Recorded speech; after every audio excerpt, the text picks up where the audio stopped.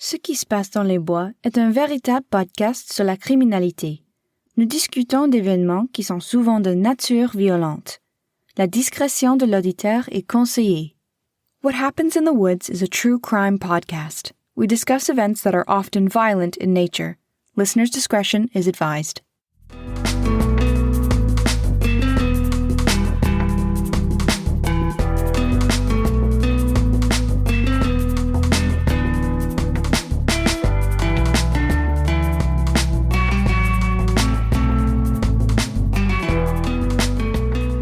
All right, guys, thank you for joining in. As we have promised, this is our extra special Halloween collab episode with Crimes in Closets. Hello, ladies.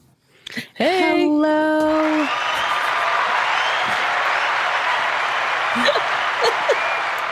So this, like I said, is a very special episode. I'm actually not involved in this whatsoever. I am solely here for introduction so that you understood and it was familiar that you are home in the podcast, yeah. That some weird, strange man's not going to be taking over the podcast.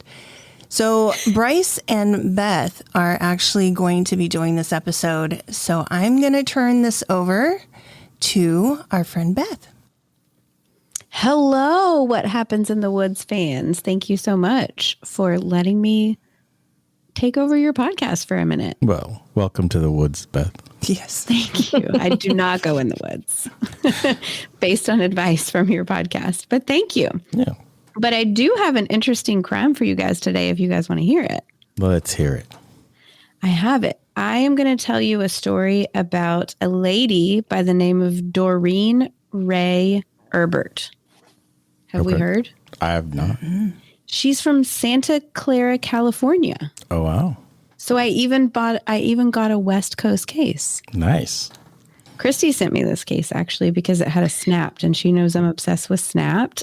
Yeah. Anytime I can have a case where I watch a Snapped is like my cup of tea. Okay. So Doreen was born Doreen Ray Hutchins on November 29th of 1952 in Santa Clara.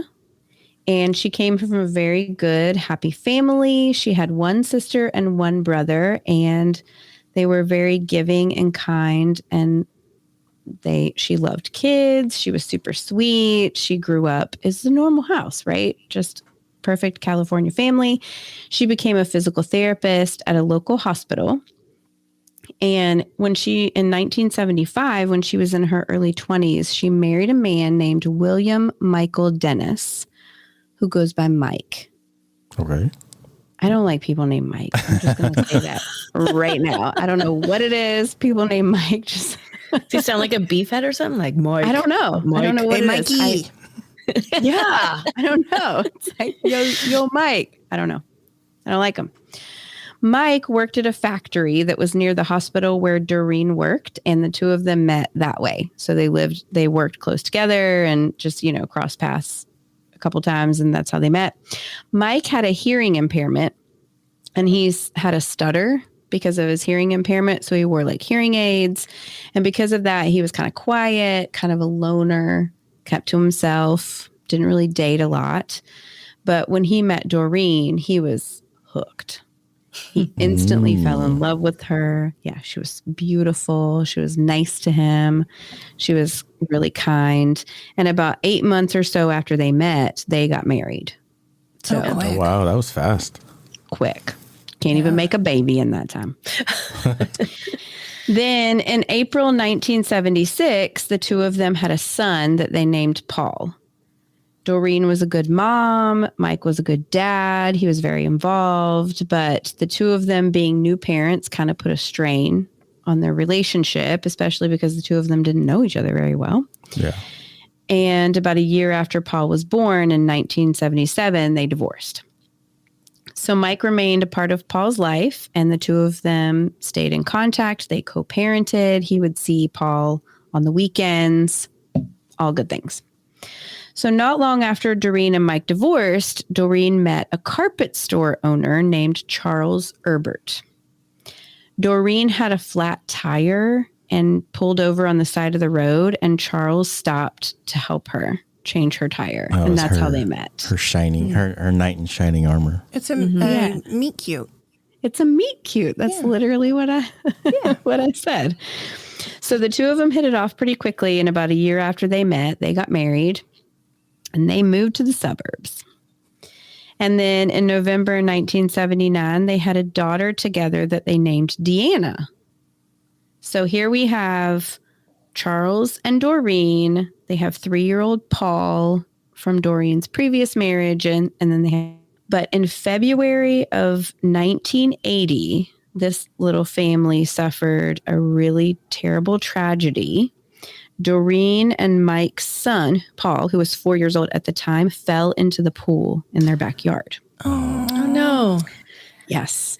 So there was a fence around the pool, but there was a gap underneath the fence that they believe actually later had been dug by a dog. It had been dug up by a dog. Did they have a dog? They did not. I don't know. Okay. Oh. I don't know whose dog it was. The dog is unidentified. We need to find that dog. But yeah. So Paul somehow had like shimmied under the fence and jumped into the pool or fell into the pool or whatever. So he was alive when paramedics arrived, but he was placed on life support and died like a little over a week later. Yeah. So that's like terrible. Of course, everyone is devastated, this entire family. I can't imagine losing a kid like in an accident like that or at all, but especially something like that. But Mike, Paul's dad, was particularly like broken over this tragedy. It was reported that he just could not recover. He never got over it. He was completely consumed by grief and like kind of drifted out of Doreen and Charles's life. So like Paul was the only reason that connected them anyway. And now Paul is gone. So they lived in the same town. They lived a few miles apart, but they just lost track of each other. They didn't communicate after that. So both of these families are trying to deal with this tragedy and move on as best they can. But then in 1984, Charles and Doreen find out that they're expecting another baby, and it's a baby boy. Oh, wow. So they're both so excited for this new baby, and the baby was due to be born in early November of 1984. Okay. But we're going to start the story on Halloween. Oh, man. Picture it.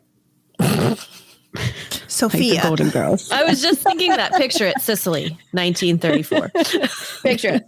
It's October 31st, 1984. Doreen is 9 months pregnant. Their daughter is 4 years old. So they do what lots of other families do, and they take Deanna trick-or-treating. Because she's so young, they get back to the house before trick-or-treating is over. They're handing out candy. And Charles decides that he's going to go to the store to pick up some drinks and some more Halloween candy. So he leaves Doreen and Deanna hanging out, handing out candy, watching TV. He comes back home around 9:20 or so, and the front door is unlocked, which is unusual because I guess Doreen, it's nighttime, you're home alone with your kid, you lock your door. So he walks in, and as soon as he walks in, he sees that their entryway is covered in blood. Oh, no. And then he sees Doreen laying on the floor right by the front door, just soaked in blood, very badly wounded. He calls 911 immediately, and he's hysterically screaming, begging for help. He says that his wife has been attacked and that she is very badly hurt. And he says, quote, that he is trying to put her back together. Oh. Yes. He tells police that she was 9 months pregnant and that he couldn't find the baby. Oh, geez. Oh, my goodness. So I think that gives you an idea of what Doreen's condition was when he found her. Yeah, he may have just went straight into shock. I'm trying to put her Right. back together. Yeah. It's a terrible 911 call. Paramedics come and they find a very brutally attacked Doreen, but girl is still breathing. Oh, she's a Just fighter. like Yeah. She's still alive, though. Fighter. Wow. They rush her to the hospital, and then they find the body of Doreen and Charles's unborn son, which is in the living room. So a room away, but he is dead. He's pronounced dead right away. Yeah. And then sadly, Doreen also passes away on the way to the hospital. Oh, no. She was 31, 31 years old, like young lady. So during all of this commotion to help Doreen and the baby, Charles is frantically searching for their 4-year-old daughter, Deanna. Thankfully, he finds her unharmed in the living room, hiding behind the couch. Oh, wow. Oh, gosh. in the same Yes. room where the baby was? Yes, in the same room, which poor is baby quite girl. literally, it's like you walk in, here's the front door, here's the entryway, just to the left is the living room. So it's like an L. Okay. She was not far. So Charles is absolutely hysterical and covered in blood. He is the last person to have seen Doreen alive and the person who found her, and he's her husband. Yeah. So he's immediately taken to the police station for questioning, and he is very upset about this. He's obviously worried about his daughter, who has clearly witnessed this horrific murder of her mother. And he's very angry with the police, and he's like acting out and yelling and like kicking things. It doesn't help him. So while Charles is being questioned, police began investigating the crime scene. So the front door was unlocked. There was no forced entry. So this led them to believe that Doreen must have opened the door for her attacker.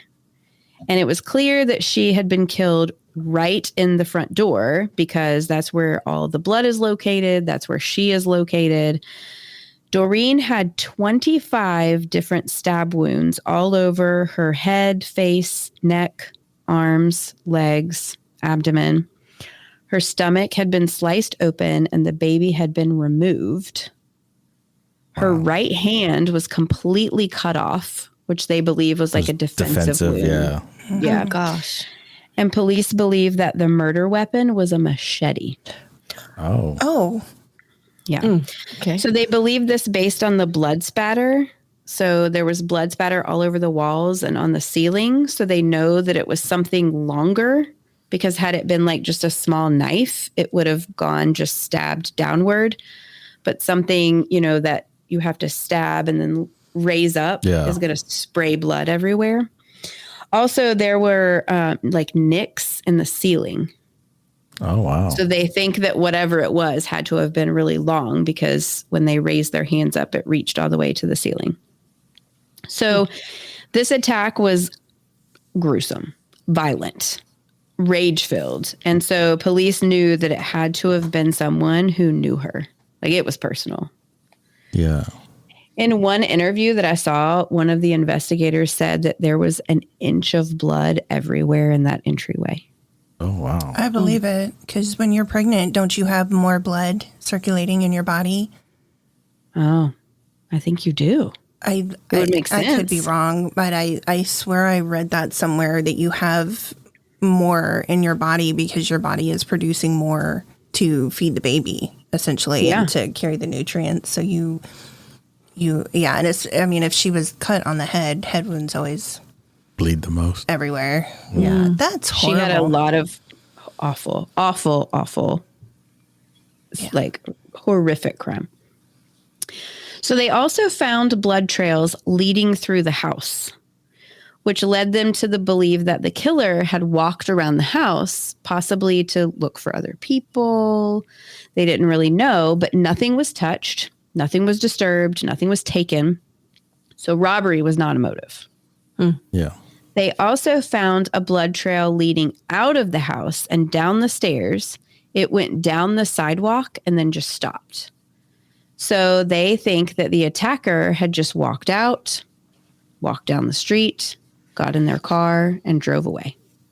Yeah. Ooh. So investigators, interestingly, also found by the front door a Halloween mask. The mask, yes, it was an adult-size mask, and it was of the big bad wolf. Stop.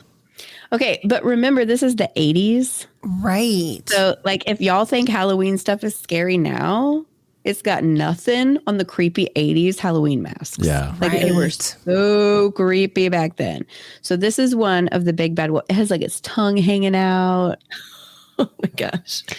So it looks out of place where it is in the house, just in the middle of this entryway and all of this blood. And Charles says that he had never seen it before. It was not theirs. So police bagged up and, they're like, this potential evidence. We'll take it with us. So remember, there's no DNA at this time. This is the 80s. But they do collect samples of all the blood and the blood spatter to be tested for blood typing. So they can test the blood and say this is O positive or, whatever. Investigators interview neighbors, and one of the neighbors reported seeing a man wearing a wolf mask standing across the street from Doreen and Charles's home around 6:30, 7 o'clock. And he said that it stood out to him because the man was alone. He was just like standing all by himself, staring at their house. And he was like, that's kind of creepy. What is that guy doing? Yeah. But it was also Halloween and everybody was trick-or-treating. So, he didn't do anything about it, but it caught his attention. But the police knew that this was a really good lead because they didn't release to anybody that there had been a wolf mask found in the home. So the fact that this guy said he saw a guy in a wolf mask, they were like, well, that's definitely our guy. Yeah, very specific. Right. So police also start questioning friends and family members, and they ask if they know of anyone who may want to harm Doreen or Charles or their family. And that's when they learn of Doreen's ex-husband, Mike, and the fact that they had sort of like an estranged relationship. So the police's money at this point is on Charles, Doreen's current husband, because he found her. He's covered in blood. He's acting crazy, kind of angry, and he's the husband. Yeah. It's always the husband. It's always a husband. But they also think like, well, it's worth a shot to check this Mike guy out as well. Plus, he just lives a couple miles away. So, Well, and his son died, and now they're having another baby. But they don't know that. They don't know that yet. They don't. Okay. They just know he was married to her before. They don't really have a good relationship now. That's her story. Okay. So they pull up to Mike's house, and his truck is parked in the driveway. And so they're walking up to the house, and, police, they got their little flashlights, and they're just shining the flashlights inside the truck, and they shine it in the window of the driver's side door as they walk by. And when they do, they see what looks like blood all over the steering wheel, the ignition, and the gear shift. So now they're like on high alert. Yeah. So they knock on the door and they wait, but they get no answer. So they walk around the house and they see a light on through one of the windows and they hear water running. So they know somebody is home. So they knock again and they wait and they knock again. And finally, Mike answers the door in a bathrobe. And they tell him they're investigating the murder of his ex-wife, Doreen. And they say, can we come in? Can we take a look around? Can we search your house? And he's like, sure. Oh, wow. Oh. Yeah. Come on in. So they're like, okay. So they give him a consent form to sign. He have to consign assent to the search. Yeah. And he goes to consign it. And the police notice that his right hand is all wrapped up in gauze and bloody. So they're like, hey, Mike, what happened to your hand? And he tells them that earlier that day, he'd been messing around with a knife and was like doing tricks and flipping it around. And he stabbed himself. As one does. As you do, exactly. I mean, I was doing that earlier too. Yeah. But I'm good at it. And right. So he ends up having to sign the consent form with his left hand. So that's how bad it was. Oh, wow. So during the search, police find in the bathroom a bunch of bloody towels and gauze, and it's a lot of blood. And they think this is more blood that can be caused by this wound on his hand. Like, this is a lot of blood in here. Yeah. So they're like, this is just really coincidental that his ex-wife is murdered 2 miles away and he has blood all over his house. We're just going to go ahead and arrest you. Yeah, So that's what they do. 2 miles away. Wow. 2 miles away, blood everywhere. We're just going to go ahead and arrest you. So Charles, Doreen's husband, right, is still in custody. He is still the number one suspect at this point, and he's been told that Doreen has passed away. He's absolutely devastated. He has no defensive wounds, no marks. He has an alibi. They know he was at the store during the time of the murder, and they just arrested Mike because he had blood all over his house. So they let Charles go. Well, So when you're arrested, you guys probably know this, but police can hold you for 48 hours before you're officially charged. So you get arrested based on like preemptive charges, but they don't officially charge you with anything until they have evidence for a judge to rule, yes, there is enough here to charge this person. So you have 48 hours to hold somebody from the time you arrest them to the time that you actually have to officially charge them. So far, the only evidence that they have on Mike is that he has blood in his car and blood in his house. And Mike is saying, well, it's from my hand. I cut my hand. So that's why there's blood everywhere. What type of blood is it? So well, they don't know that yet because this is the 80s. They don't know whose blood it is. They don't know whose blood's in the car. They don't know whose blood's in his house. So it's just all circumstantial. And they only have 48 hours to come up with other things in order to be able to charge him. So, and Mike tells investigators that he had been home since 4:00. He said he ate dinner with his mom. He was passing out Halloween candy, playing with knives, just hanging out at his house. yeah. And he says he had nothing to do with Doreen's murder. He didn't even know she was pregnant. That's what he said. I didn't even know she was pregnant. I have nothing to do with that. I don't have anything to do with her. But he does give them a sample of his blood. He answers all their questions. He's very cooperative with them. Meanwhile, while they're questioning him, police are searching his home. So in the kitchen, they find a receipt from a hardware store and a label, like a tag, for a machete. They sell machetes at the hardware store? Oh, yeah. Huh. Santa Clara, I think they did in the 80s. That's a good question. I have no clue where I would go to buy a machete. I'm going to go check Rick's Ace Hardware tomorrow. I'm pretty sure when I worked at Lowe's that we had, they weren't very big, but we did have a couple of different types. Because people do use them to cut shrubs and stuff, right? Mm-hmm. Okay. Even creepier, though. In his garage, they find 2 hand-carved, adult-sized coffins. Stop it. What? Well, that's what I do in my Coffins. spare time. I make coffins. Just like knife twirling. Mike with the hobbies. That's right. Yeah, right. They also find 2 body bags, weights, and a map of the San Francisco Bay. Scott Peterson much? Right? I love that you just said that. So all of this is looking like Mike is a crazy machete, big bad wolf murderer. Yeah. 2 adult size things. 2 adult-sized coffins. One bigger than the other, by the way. And he's single, isn't he? He is single. Yeah. I don't know. It's unclear whether he lives with his mom or not, but I don't think he does. He had dinner with his mom, which kind of made me think for a second that he might live with her, but I don't know. But even with all of this, it's all circumstantial. I'm sorry, what? Well, there's no concrete evidence that links Mike to Doreen's murder or the crime scene. So after the 48 hours expires, police have to let him go. They can't charge him with anything.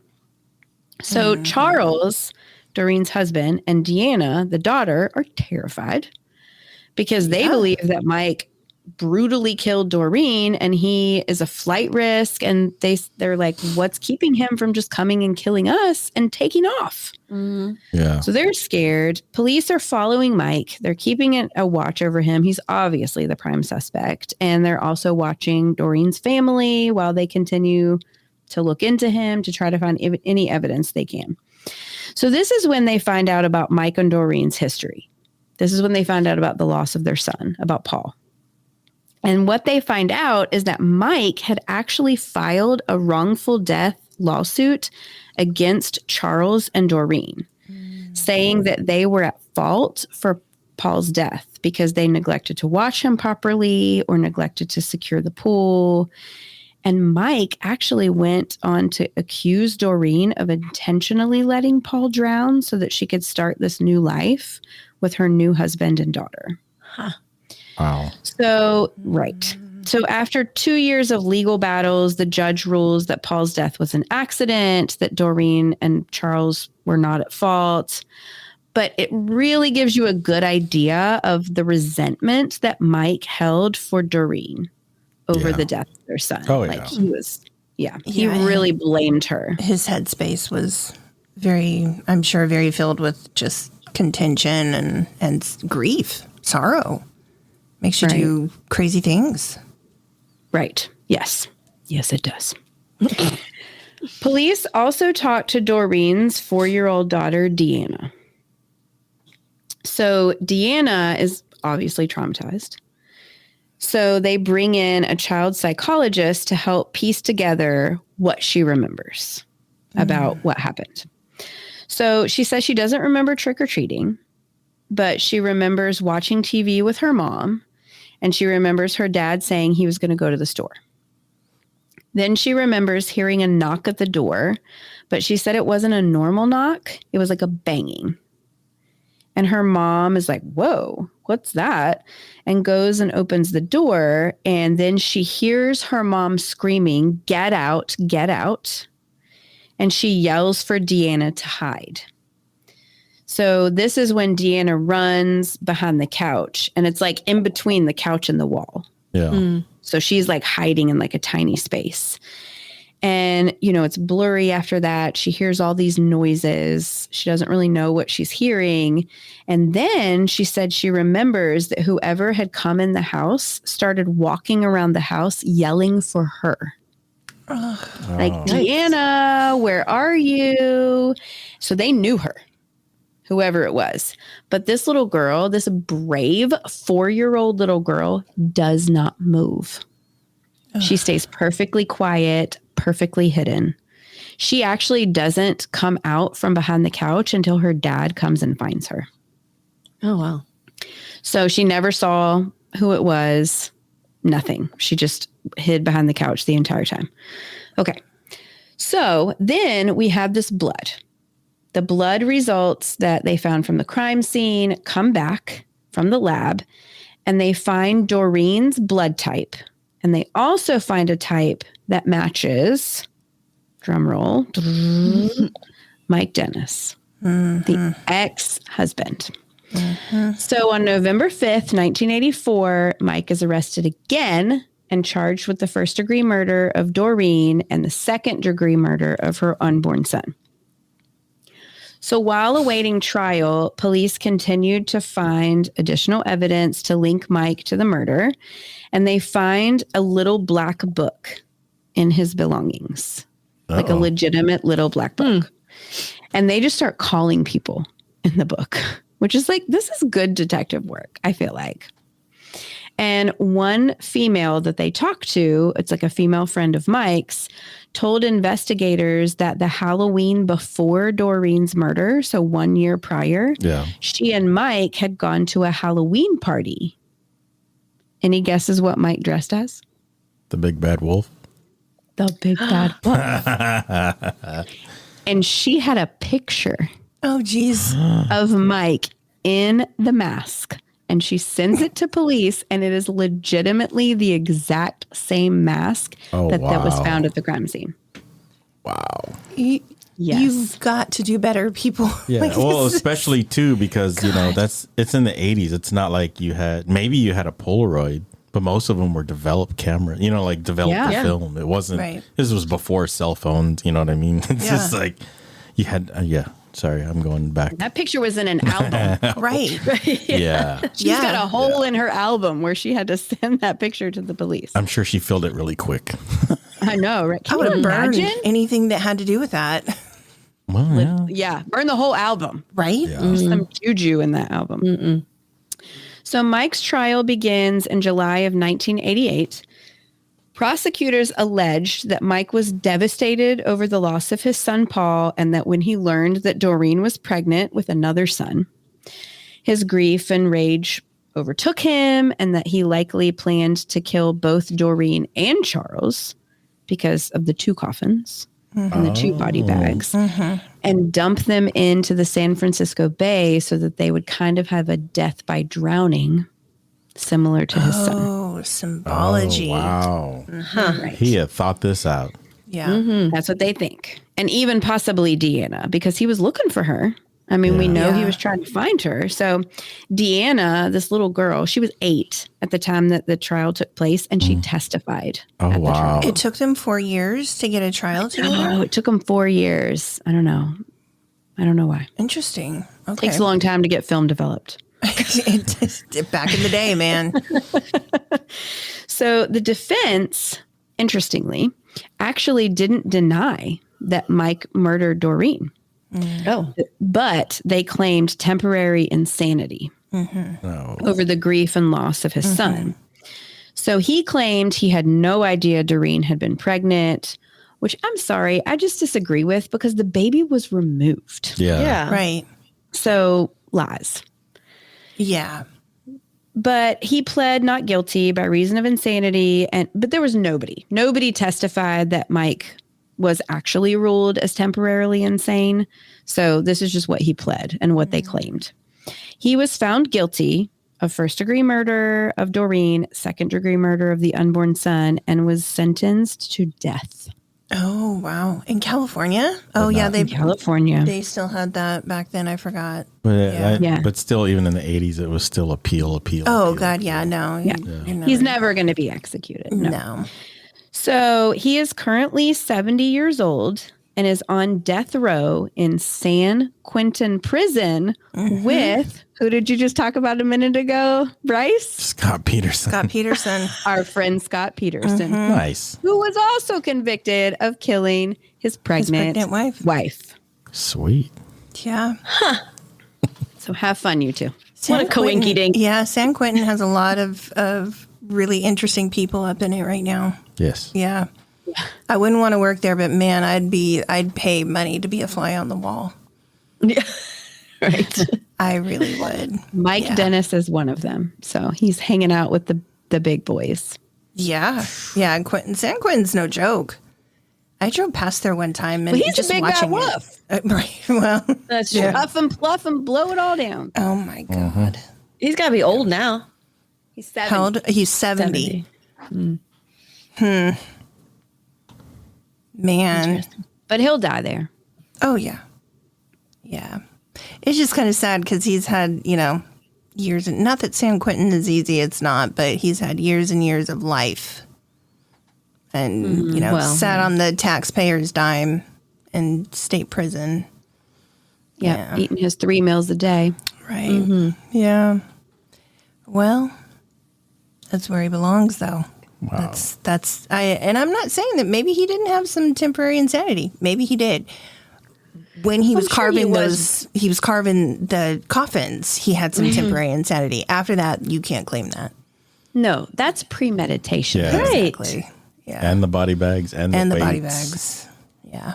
Right. And the weights and looking up the San Francisco Bay. And he wore a mask. Print out the MapQuest. Did they have MapQuest? No. No, not in the 80s. We had triptychs. Remember those? Oh my Did y'all God. ever do this? Yes. AAA triptychs. Yeah. Yeah. Just talking about those. Nobody the other day. handed me those because I was like, yeah, we're by this blob right here. Yep. We're by there. I loved those. You got to things. go in a circle. Yeah. And he wore a mask. That's like the biggest thing for me is like, and I wonder too, if Doreen ever knew who he was. because he had the mask on when she answered the door, but he clearly took the mask off at some point. Right. And I wonder if she ever knew who it was that was actually attacking her. Oh. You know? Yeah, I don't know. Yeah.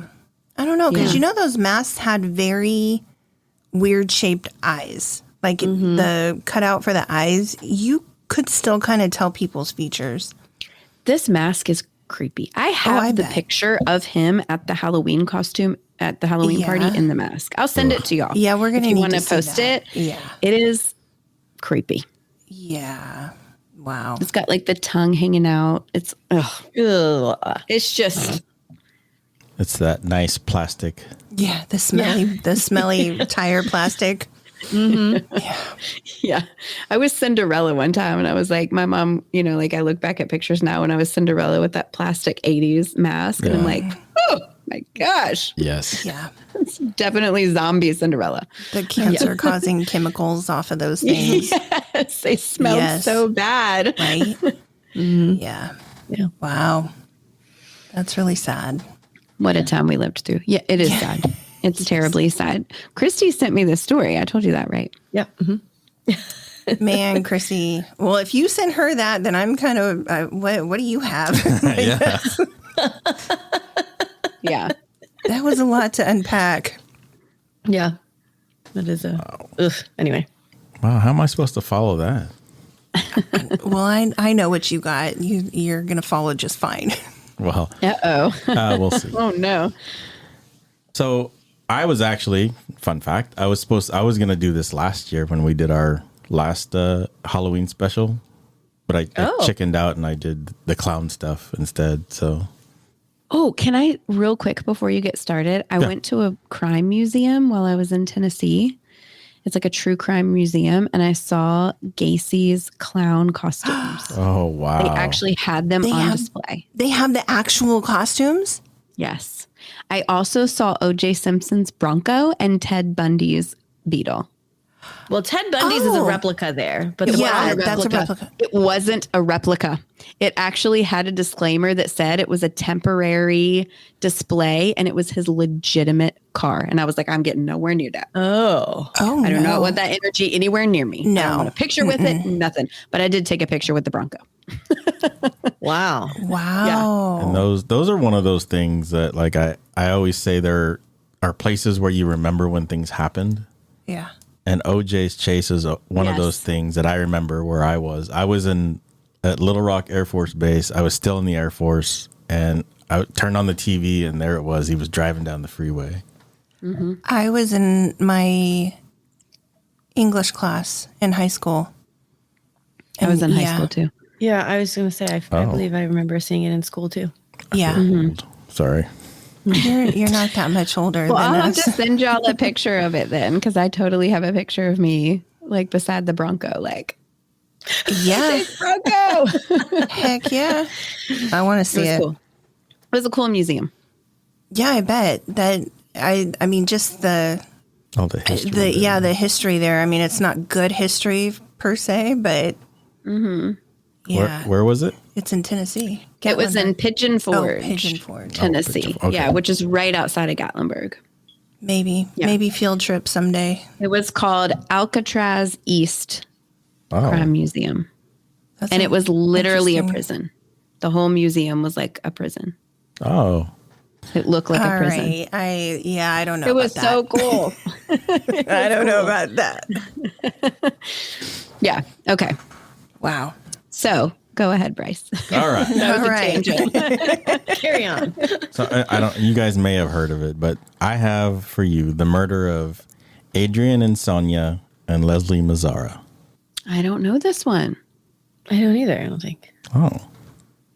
So it's a West Coast thing. It is. It takes place on the West Coast. So, what do you think of when I say the Napa Valley? Come on, wine. ladies. Wine. I'll be there this week.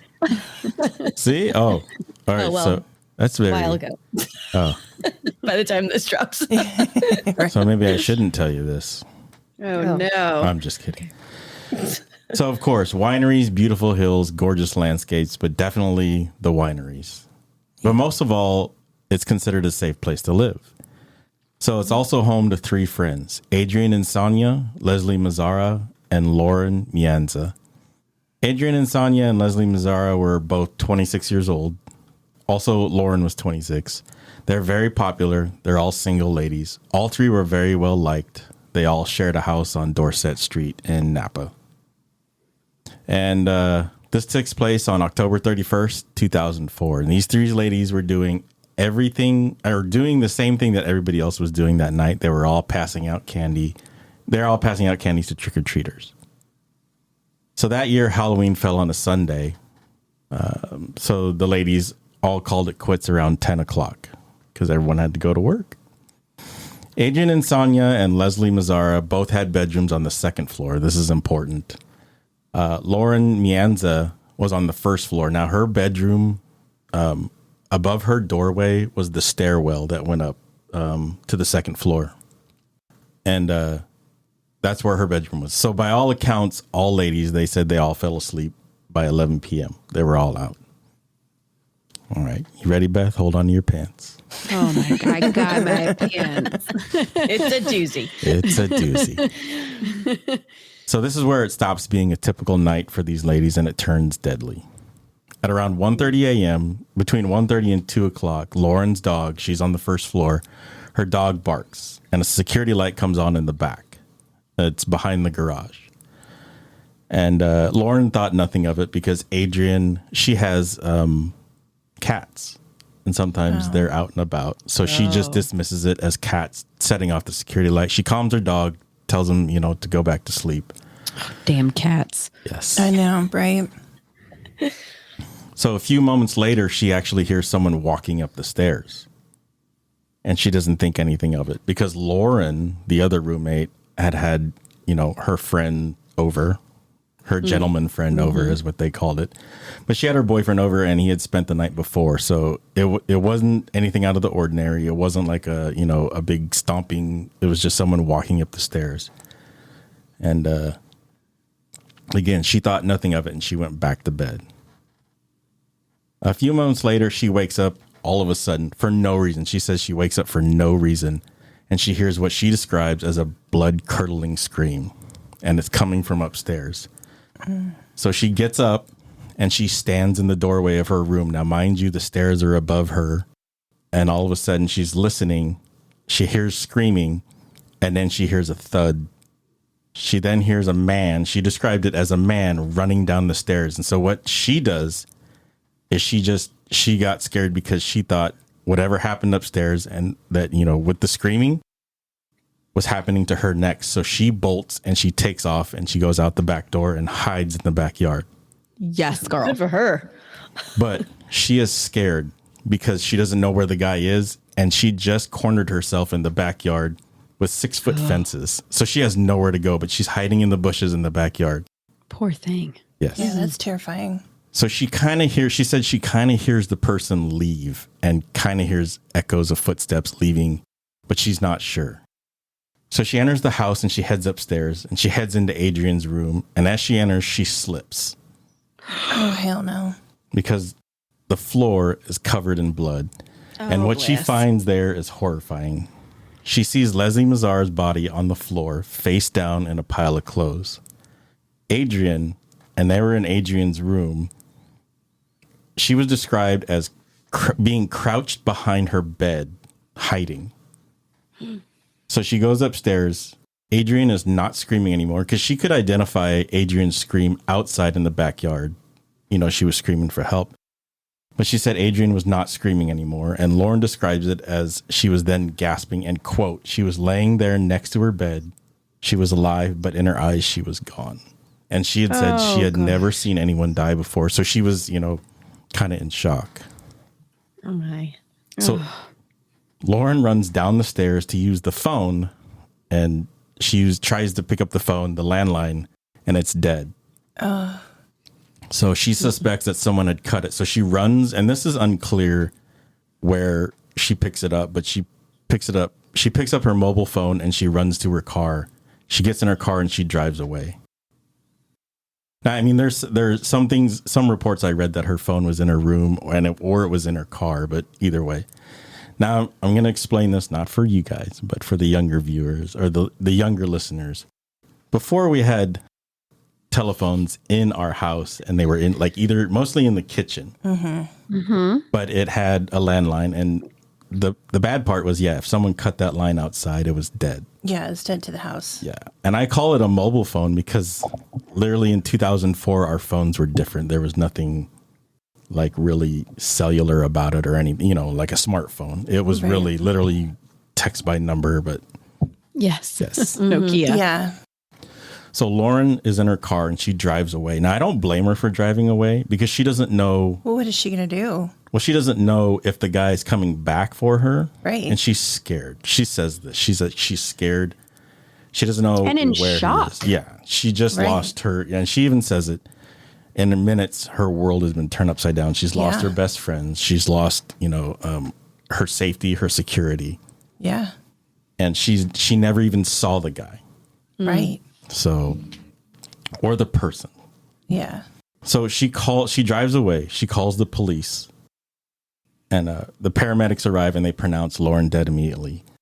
They get to Adriane, but before the paramedics can make it to the hospital, she's pronounced dead. She doesn't make it. So the local authorities begin their investigation.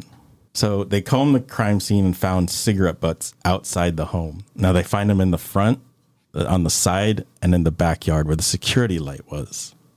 Oh. So what they think is that the cigarettes, because they asked Lauren, do any of you guys smoke? And none of the three girls smoked. So they believed it was the attacker and that he was just waiting. Either he had planned this meticulously or he was working up the nerve to go inside. Yeah, I could see that, especially in different areas. Yeah. Yeah. That's interesting. And they're all the same cigarette. They're all the same type. As far as I know. Yeah. They probably would have mentioned, you would have read something that said they were different. Well, yeah, no, they were all the same. So they would also find blood at the scene that was not Leslie's or Adriane's. And it appeared that the killer had cut himself. And DNA tests, though, would take some time because it's 2004. Yeah. It's not as we think of it now. It took a long time to even identify. Yeah. DNA only became a thing in the 90s. People forget that. Yeah. No, it's very new technology and it's still very underdeveloped, even now. Yeah. Yeah.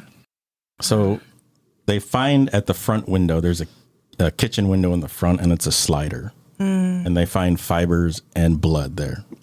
Like I said, the DNA tests are going to take a long time.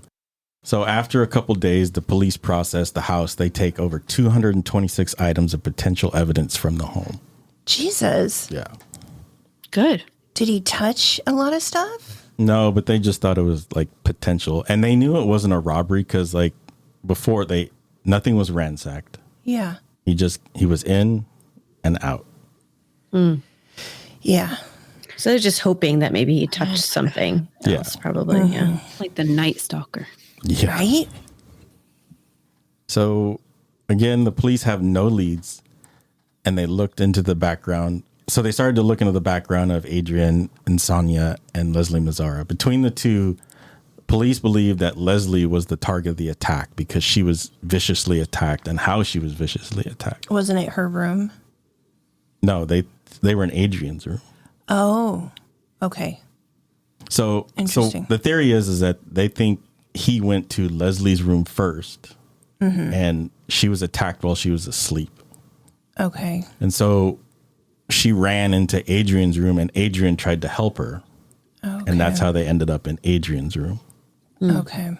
That's why she was attacked and then she fell face first into the clothes on the floor. And she was pronounced dead. And she had multiple stab wounds. The coroner confirmed that both ladies had multiple stab wounds in the upper area. They didn't say how many. I couldn't find how many each had, but they just said Leslie's was vicious and it was intentional. Interesting. Okay. And then Adriane's came to her aid. Adriane came to her aid and that it was more defensive. Gotcha. Okay. I think they can tell, based on the way that the blood pattern was who was attacked first. And because Leslie was like stabbed in the back. Like she may have been sleeping, on her stomach. Gotcha. So, and then she was stabbed, and then, she fled to Adriane's room for help. And then Adriane tried to help her because Adriane, they said, was more frontal. Oh. Like where she got stabbed. Okay. That's terrible. So police begin to look into the backgrounds of Adriane Insogna and Leslie Mazzara. So I'm going to tell you about their backgrounds. Leslie Mazzara was from from South Carolina. Okay. That's a big difference, babe. She was also a former beauty queen, Miss Williamston. She's also a 2003 graduate of the University of Georgia with a bachelor's degree in philosophy. All right. Yeah. What was she going to do with that? Okay, so this is actually what she was having trouble deciding whether she wanted to be a teacher or a lawyer. That's a horrible problem to have, Yeah, that's a very big difference. Yeah. Okay, so this wasn't something I put in here, and she wanted to be, by 21, this was just something I read and I didn't include it, but by 21, she wanted to be a lawyer, she wanted to be a mother, and a beauty pageant winner. All by 21, you said? 20, yes. Okay, Barbie. Well, it's impossible to be a lawyer by 21. Yeah, well, you would have had to start like when you were 10. I mean, you're a genius, maybe. Like Doogie Howser. No. But that's just that was the kind of person she But was. you know what? Okay, girl. I mean, Have your aspirations. dreams. Yeah. Yeah. Right? Yeah. Okay. We can have it all. Oh. Why not? So, before Also, don't this, have kids when you're 21. No. yes. If I could tell my younger self. Yeah. Yeah. If I could tell your younger self. Yeah. No. I mean, we did it. It's fine. But for our kids, let's just. We're on the other side of it right now, though. Yeah. That's the thing. We're on the other side of it. And I don't recommend that. So, Leslie actually had moved to California earlier that year. She'd only been in California 6 months when this happened. Yeah, I was going to say, if she graduated from Georgia, she's not native to Napa. No. Okay. So she moved to Napa in 2004 to be closer to her mother. So her mother had actually gone to UC Berkeley, and her mom stayed in that area. Oh, okay. So Leslie, while she was out there, and her mom worked for a winery for Francis Ford Coppola. Yeah.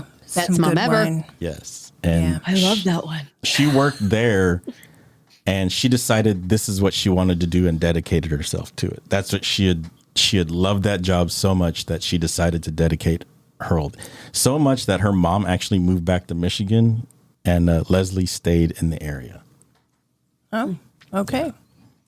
And she was described by her friends and family as having a bubbly personality. She was very spunky, is what they said. Spunky. And, I like it. Someone who could affect the mood of everyone around her.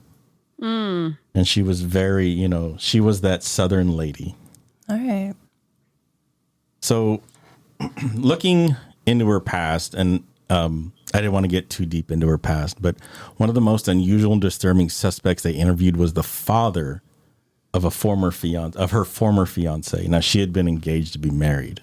So during Leslie's engagement to her fiance, his father, so her father-in-law, began calling her, which isn't unusual. For a father to be calling his son isn't unusual. However, the phone calls always came when his son was at work. And he knew that. He was calling her. Yes. Ew. And when she answered and told him, the father-in-law would insist on having a conversation with her. He'd call Leslie so much that she began to not answer the phone. Yeah. Yeah, I wouldn't answer the phone. Creepy. Get your father under some check, man. Yeah. And that, Ignore. Yeah. So what that actually reminded me of, Jess? Ignore. What? Sorry, I heard egg donor. I'm like, what are you saying egg donor for?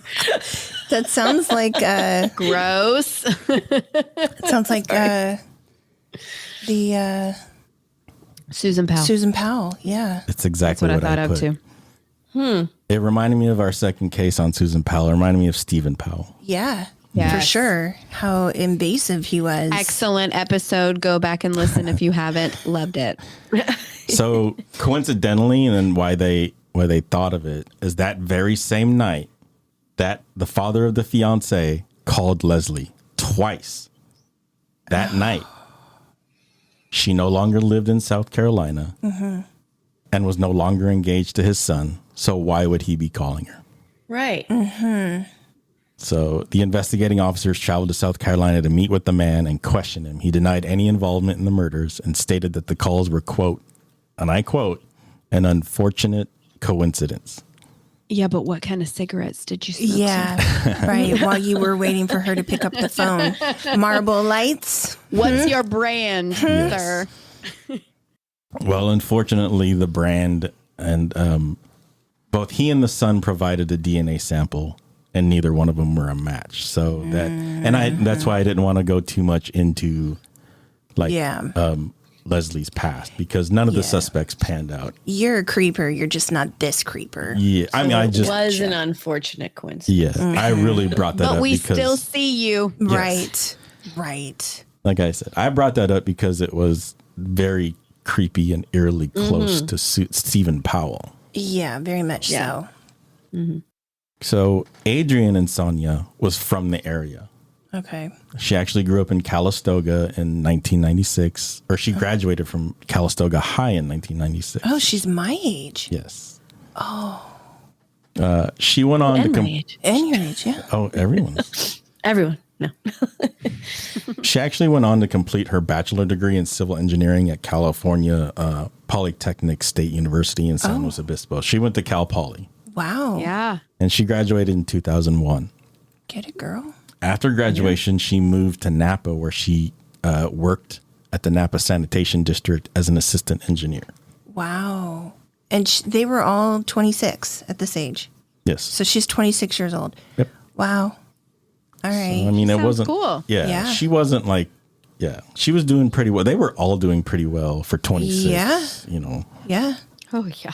Napa's not cheap. I was going to say, I'm sure it was never cheap. So, Well, no, because that's why they had 3 roommates. You know what I mean? They all had their own. Yeah, even that, it's not cheap. No, I. yeah. Yeah. Okay. Side note, I didn't. Again, this wasn't in there, but actually, at 16, Adriane had survived a car wreck that she rolled over 3 times and suffered brain damage. Oh, Oh, wow. And then she went on to go to Cal Poly? Yeah, she actually suffered memory loss. Wow. And so this is what is so inspiring about her, is that she was a fighter, and that was part of her personality. And everyone said that she was a fighter, and she was very determined. She was very outgoing. So, Wow. yeah. Love her. Yeah. So, it was actually at this job where she met her friend, who was her best friend, Lily Prudhomme. The 2 women became close, and Lily, along with her fiance, Eric Copel, had spent several evenings hanging out at Adriane's home. So, what? I don't know. You're introducing new people. Somebody's a suspect, now man. I think I know it. Well, it was because this too. So Lily actually on that night not Lily. I'm sorry.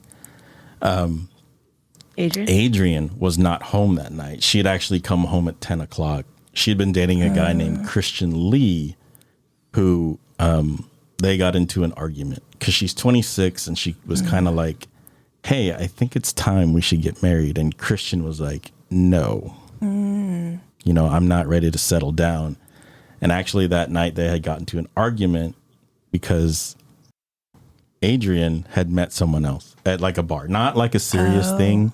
Okay. But Christian had found out and they had gotten to an argument, and Lily was her best friend, and she would always, console Adriane about, because she's 26, she wants to get married, but Christian wasn't ready. So she always talked to Lily about it. Okay. So by the following summer, there were still no answers. Everyone remained baffled Oh, no. by that. Yeah, it took a long time. Yeah. So in that time, in the summer, they conducted 1,300 interviews. They collected 218 DNA samples, ruling them out all as suspects. and they're still trying to gather more clues.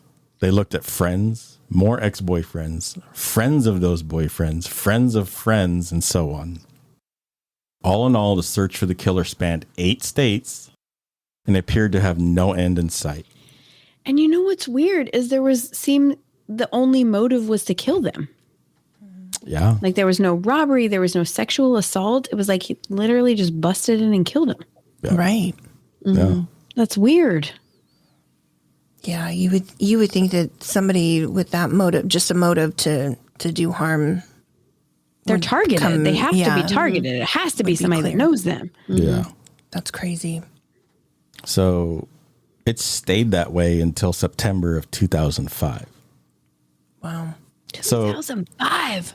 yeah, it was like, almost a whole year later that they didn't have any suspects, no leads, nothing. Yeah. And like they exhausted all avenues, friends of friends, everything.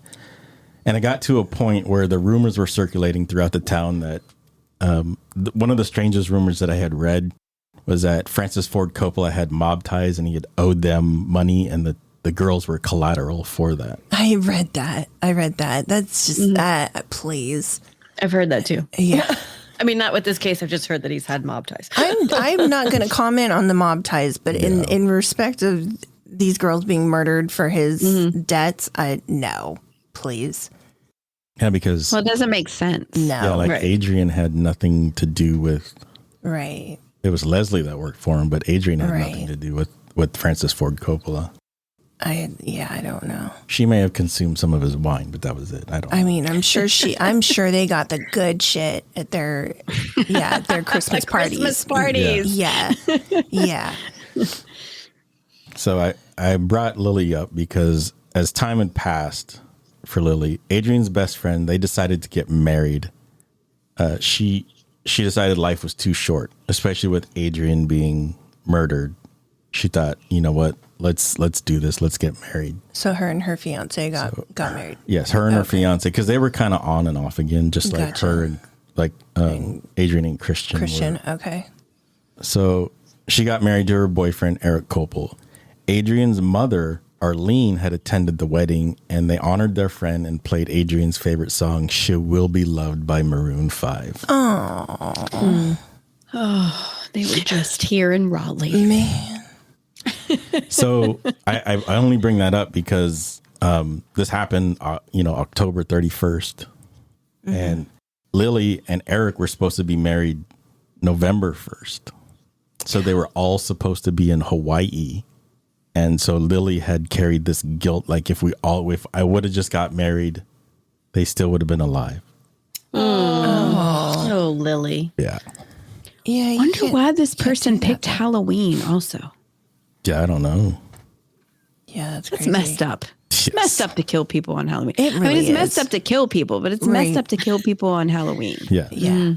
Like you have a whole different number. Right. You're going to pick Halloween. Yeah. Yeah. So a whole year passes, and on September 22nd, 2005, almost a year after the murders, the police decided to release the evidence about the cigarette butts and the fact that they were Turkish gold camels. Turkish gold camel. Oh, hell. Yeah. No I can filter, honestly I'm say I presuming. don't No, there's know filter. what that is. Because actually what was funny about that is like Turkish gold camels. Well, I know camels are cowboy killers. I remember What's those Turkish coming out. gold though? the box. I remember seeing them. Yeah. So Turkish gold was like a special blend of tobacco. And what was special about this was that they had only been released 4 months prior to the murder. Interesting. Okay. Okay. Yeah. So So what did he smoke before that? I don't know. Marlboros. Maybe. Yeah. You know what was funny is like People I who never. smoke Marlboros do not switch to Camel. No, you know what they don't. No. No. I speak cigarettes. Yes. Back in the day, I'm just saying, people who smoked Camels did not switch to Marlboros. No, yeah, that is true. Pall Mall Reds. That's what my dad smokes. Pall Mall Reds. Yeah. They were too weak. Marlboros are too weak for They Camel are. smokers. Yeah. Yeah. So those cigarettes had only been on the market for 4 months, and the test did reveal that the blood that they found on the front window and the DNA in the cigarettes matched. Okay, so they know it's this person's cigarettes. Okay. Yeah. And so the police felt that revealing the brand of cigarettes would result in someone knowing who the killer was because, like I said, the cigarettes hadn't been out that long and they were fairly new. And it was, I remember when they were released, it was a big deal. Really? Yeah, because I remember going to the store to get, I think for you, because I don't think I was smoking at the time. Yeah. I remember going to the store and there was coupons for the cigarettes for these Turkish. Yeah. I remember it being a big Only deal. if you bought a carton, though. Maybe. I got the picture. I pulled a picture up. Yeah. Yeah, exactly. Turkish. Wow. Smooth, yep, smooth and mellow. Yep. Yeah, and I was like, yeah, my husband won't smoke that shit. No. Yeah, we. What did y'all smoke? That's funny. Oh God. I used to smoke too. I smoked a Misty Menthol Light 120s. It's a mouthful. Those Yeah. the thin ones, like the old. They're lady not the ones? thin ones. I did smoke Capris. I did smoke the Capris. But no, the Misty Menthols, you can't call them light anymore because at some point you had to stop saying light. They were not light, so it was just Misty Menthol. But yeah, I always like the longer cigarettes. And They're very sexy. yeah, I tried the Virginia Slims, the vagina Slims. Yeah, no, thank you. No, thank you. Yeah. Oh me, oh my. Oh Yeah. And then We're Bryce learning had his so own. much here today. I know. Which was fun because I had actually, when I started smoking, I was smoking Newports. Mm-hmm. But then I switched to Marlboro, just regular. I stopped smoking menthols and smoked regular, like Marlboros. Yeah. I used always to smoke smoked Marlboro Lights. Marlboro Lights. Yeah. If They're I called did. Marlboro Golds now. and Yeah. they're $8 a pack. I know, right? That's I quit when they were like $8. when they hit $5 a pack is when I quit. So yeah, it was like 2000. Gosh. I remember We gotta buy socks and yes. deodorant. we can't buy that stuff. Oh, I still smoked for a long time. I made it happen after that. I mean, I quit on and off for periods of time. Of course, I never smoked when I was, as soon as I found out I was pregnant. The second I started getting morning sickness, that was it. I was, no cigarettes, but I eventually always went back to it because he was always smoking. Mm-hmm. And so, we would go outside together and have that moment. And then after a while it was, I'm going to go out to the garage and the kids can't come out because mama's smoking. So mama needs a smoke break. Y'all are going to have to stay inside, please, and leave me alone. It's like, I'm naked. I'm in the shower. You can't come in here. Yeah. Right? Need privacy. It was the only me time that I got. And then it became, Yes. I'm going to go out and read and smoke and you guys can play, but you got to play outside. I have a feeling Horrible it's going to get things. this dude cornered for murder. I know, right? Turkish camels. Turkish gold. So that was announced on September 22nd, 2005. Just a few days later, September 27th, 2005, Eric Koppel walked into the police station with his wife, Lily Prudhomme, and other family members. And like other Napa residents, he had heard about the Turkish gold cigarettes being found at the crime scene and believed he was about to be caught. Oh. So Eric Koppel confessed to having killed Adriane Insogna and Leslie Mazzara. What? Yes. Why? Right. So I'll get to that. Okay. Okay. So, Spill the After beans. this break. Right. but so some interesting things also that kind of like is like that what the fuck, 2 weeks after the murders, Lily Prudhomme had organized a candlelight vigil for her friends, which Eric Koppel had attended. And then in 2005, Lily asked Adriane's mother to read a passage from the Bible at their wedding. So it's kind of like and this guy knew, and yet he still, just sat there.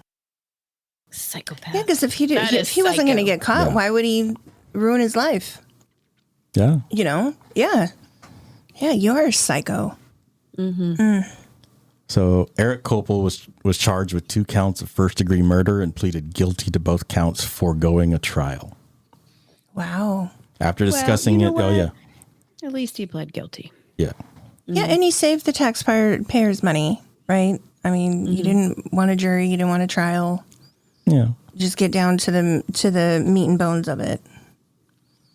So after discussions with the victims' families, Copel's attorney, and the prosecution, an agreement had been reached that Copel would spend the rest of his life in prison without the possibility of parole. In exchange for the death penalty being taken off, he also waived his right to an appeal.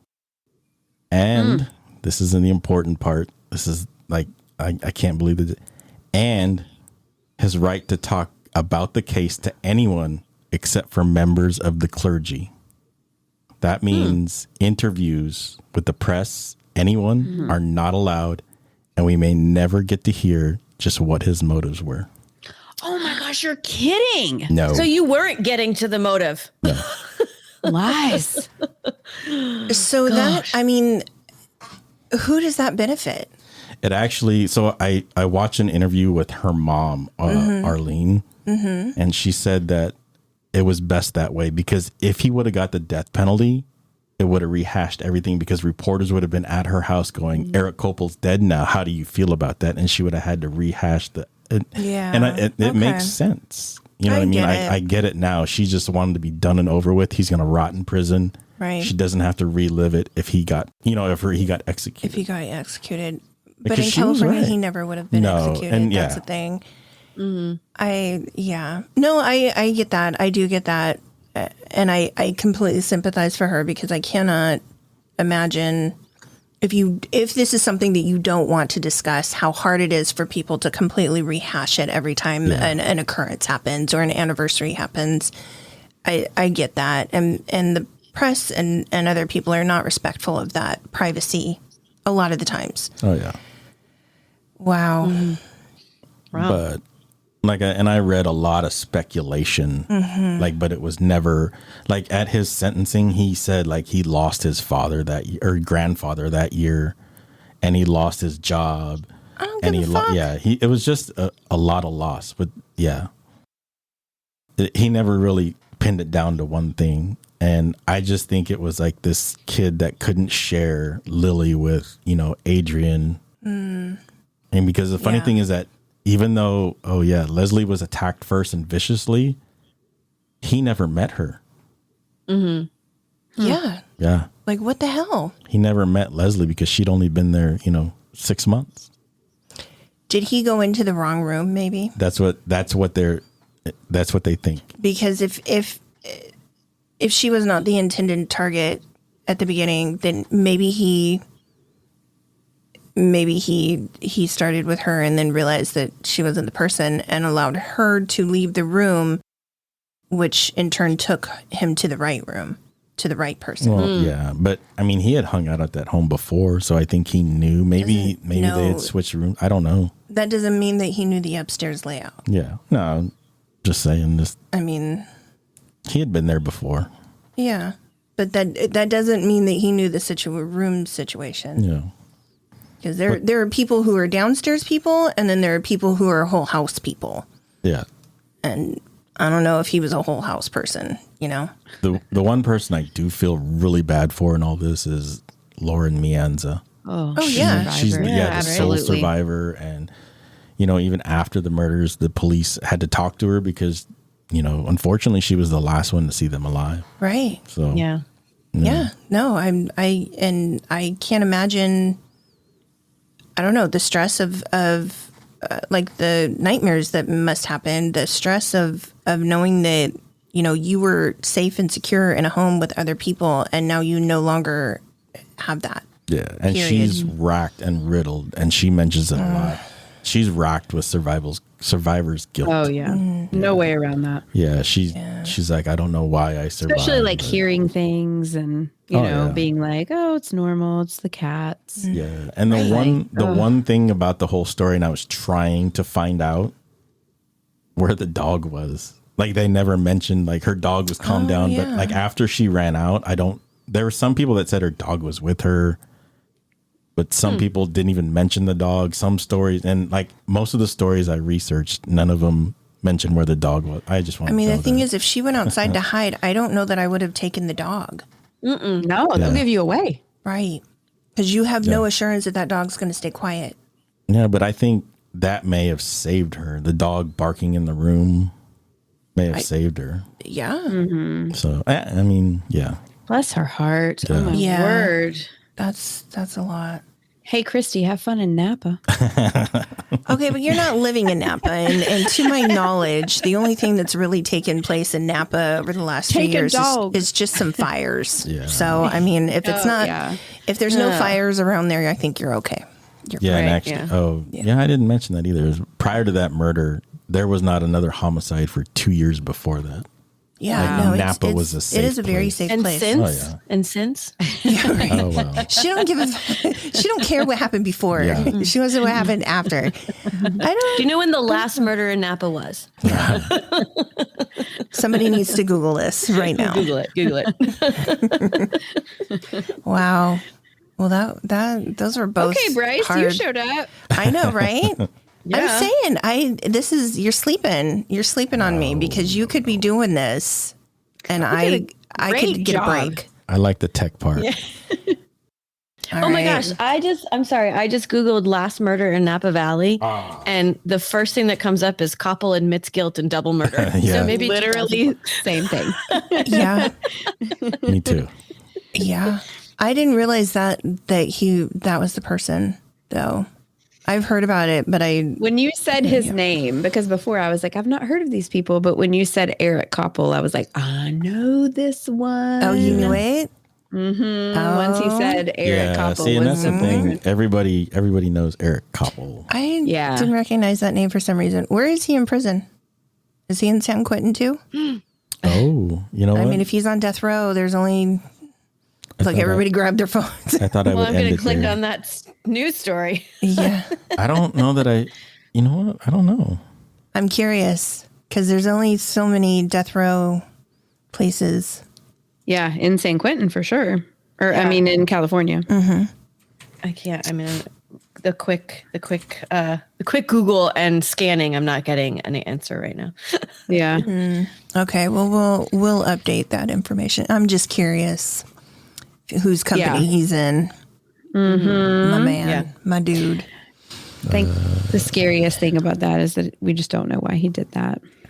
Yeah, then that's what I can't believe they all. I mean, I get it. The family wants closure and doesn't want to have to listen to it. But yeah. Well, and they may know, and that may be all that matters. They may know why he did it. That might have been released to them. Oh, he's in Pleasant Valley State Prison in Coalinga, California. Oh, Coalinga. Okay. Yeah. Yeah, that's another one. Did you find that on your dating website? Whose dating website?